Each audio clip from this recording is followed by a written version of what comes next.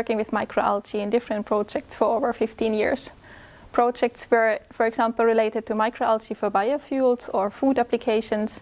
We have done physiological studies, worked on the downstream processing, evaluated techno-economics and sustainability, and we are also working with strain modifications of non-model algae.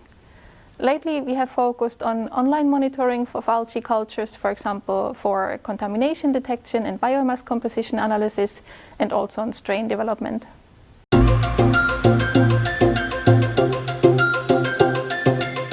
Microalgae are very diverse and have a really broad range of characteristics.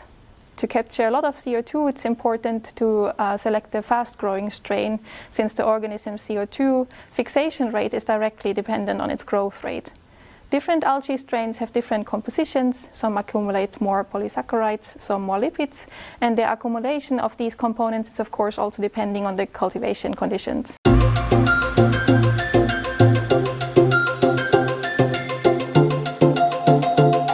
Microalgae accumulate lipids and polysaccharides under, for example, nitrogen-limited conditions or under stress conditions.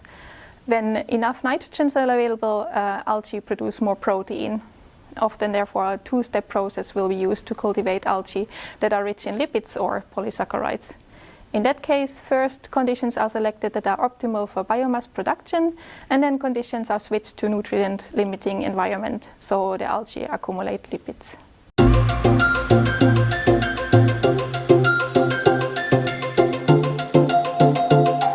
The selection of the strain is not straightforward.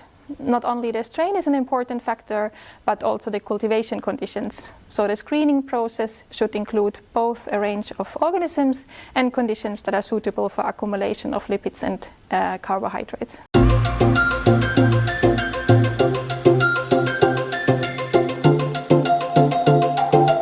Applications for algae polysaccharides and lipids are many. Of course, aviation fuels come to mind in terms of lipids, and bioethanol for polysaccharides through yeast fermentation route.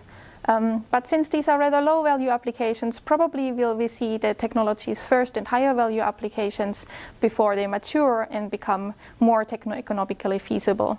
Higher-value applications are, for example, food, cosmetics, or even pharma applications.